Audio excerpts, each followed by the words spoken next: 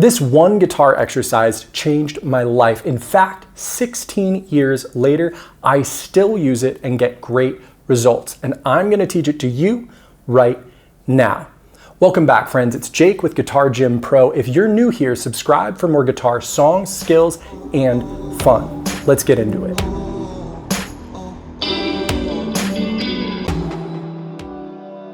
Before I break down this exercise for you, if you need help with your guitar fundamentals, I want to give you a free gift, my entire Gateway to Guitar program. There'll be a link down below for you to get access. And I teach this exercise, a ton of other things. I teach you to play a full song the way that I learn them so that you can go out and learn any song that you want.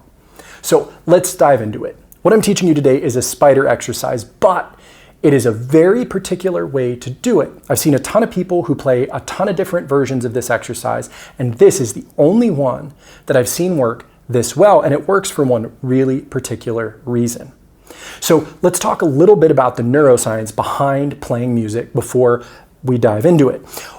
What our problem is when we're playing, it's not speed or strength or dexterity or any of those things that people tend to think we need in our left hand. What's happening is our brain isn't communicating well with our fingers, especially when we first start out. So your brain sees your hand as a grasping mechanism, something that wants to turn a doorknob or hold a cup. Now, if you can type, or you know somebody who can type, you know that you can train your fingers to each respond individually to your brain, but you don't come pre-wired that way. None of us do. And so what we need to do is we need to wire our brain to talk to our fingers about the guitar. Well, the problem is we're learning some of these chords and we have these big changes. We're asking 3 or more of our fingers to move at a time. And our brain already struggles to connect with them. So how do we solve this? And this is where the spider exercise comes in. Let me walk you through it. I put all 4 fingers down. I usually like to do this at the 5th fret. I start on the 1st string. I have my 1st finger on 5th fret, middle on 6th, ring on 7th, pinky on 8th. You could do it at 3rd fret, you could do it at 7th fret, you could do it at 12th fret. It really doesn't matter. I just find that this is a comfortable stretch typically. Now we want to make sure we have what I would call good technique here. Now we're going to have an ideal we're trying to hit. And usually when we're playing, we're not going to get there. And that's okay. But for this exercise, we can go slowly and we can hit that ideal. And so that ideal is going to be a thumbs up, kind of the middle of the back of the neck, maybe just slightly north of the middle. And then we're going to roll our fingers around. And I want you to notice a few things about my hand. The first is that only my thumb and the tips of my fingers are touching the guitar. The palm of my hand isn't. I also want you to notice I'm really on the tip tops of these fingers, like the point of my bone is going into the string. Lastly, I want you to see that my fingers are rounded. None of my knuckles are bent backwards, and I've got space between each of my fingers. Now this may not come naturally at first, especially our 2 middle fingers like to collapse together. That's okay. As you do this exercise, you'll work on that, but I want you to be paying attention to it and watching for when that's going to happen. Now, our next step is we're going to pick up 1 finger. I always start with my 1st finger, and I'm going to move it to the 2nd string. Now, as I do that, 1st finger lifts up, moves to the 2nd string. I want you to see my 3 other fingers stay put. Now, this is the magic of this exercise. My brain is sending a signal to all 4 fingers when I move that 1st finger. It's telling these 3 to stay put. But it's a lot easier to have them stay put than it is to have them move across the guitar to the right place they need to be for a chord. And that's the secret to this exercise. Once I do my 1st finger, I'm going to move my 2nd. I'm going to lift up my middle finger, and I'm going to move it to 6th fret of the 2nd string. So all the fingers are staying on the same frets. We're just crawling up 1 string at a time. But I want you to see I'm going really slow. Just about to do my 4th finger. Now my 1st finger. And I'm really careful to keep all 3 fingers that aren't moving down, touching the guitar. So I'm moving towards the 3rd string now. My pinky's about to get there. Now you see, I've been playing for over 20 years. I've been doing this exercise for about 16 of them, and you see how slowly I'm moving. This exercise is about control. It's about brain-finger connection. It's not about speed. And now when I get to the 4th string, my hand might be rolling under and I might be feeling a little uncomfortable, especially if I'm new, so this would be a great place to turn around. I'm just going to lead with my 1st finger going back. They're all on the 4th string now. My 1st finger is leading to the 3rd string, then my middle, then my ring finger, and my pinky, and I'm just going to go back to the 1st string. Now, if I can do this maybe 3 times a day, I'm going to see huge results because my hands are going to listen to my head. Now, once I get better and better at this, I can continue to do it all the way to the 6th string and then back to the 1st string instead of stopping at the 4th. But we want to make sure we're not stretching and making this uncomfortable. We want to bring no tension into this exercise. Really, we don't want to bring any tension into our playing ever, but particularly when we're doing a slow exercise like this, we want to be free of tension. Next, let's talk about ways to make it harder. So you've gotten to the point where you can play this all the way to the 6th string and then back, and you feel really comfortable with it.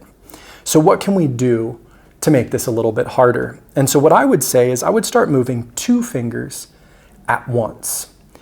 Now, I do that in a really specific way, so let's talk through that. I would start on the 5th, 6th, 7th, and 8th fret of the 3rd string. Now, I'm going to move my 1st finger to the 4th string and my middle finger to the 2nd. So my ring finger and my pinky are staying on the 3rd string. And what I'm going to do is I'm going to switch which string my middle finger and my pointer finger are on. Right? Middle finger's on 4th. Sorry, 1st finger's on 4th, middle finger's on 2nd. Then I switch them, middle finger's 4th, 1st finger's 2nd.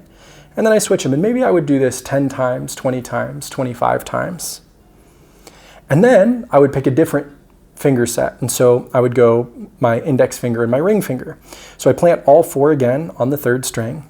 Index finger goes to 4th. Ring finger now, instead of middle, goes to 2nd. And now 10, 20, 25 times, I'm leaving my other 2 fingers down and I'm switching where these are. Now, we can make this more and more difficult by stretching further and further. So let's say instead of just going from the 4th string and the 2nd string, what if I went all the way from the 6th string to the 1st string? Now, these fingers have a lot more movement to do, and it takes a lot more to control them.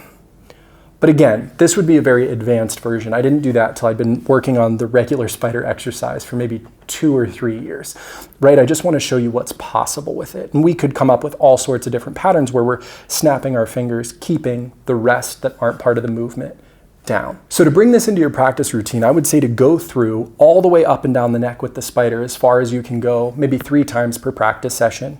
If you're to a place where you can start doing the 2 fingers moving, I would do that, for each finger set, maybe 10 or 20 times per practice session. I wouldn't say that this is an exercise that we want to burn out. We never want to bring tension to it. We never want to add speed to it. This exercise is all about building a brain-hand connection. So start where you can and keep it in your practice routine. It's going to make a monumental difference in how comfortable you feel playing chords and changing chords in learning scales. In fact, this is the only technical exercise I teach that isn't directly related to a song. So when students come to me and they say, hey, I want to play faster, my first question is, what do you want to play faster? Right? Let's practice that. I'm not just going to give you, an exercise that looks like the phone book for you to endlessly run. That's not going to be super fun.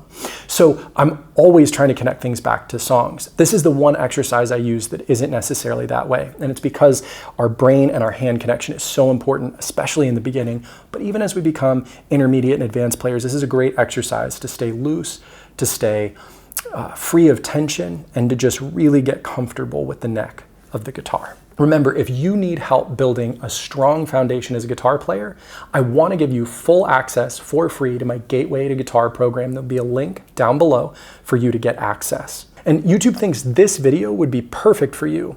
Give it a shot and let me know what you think.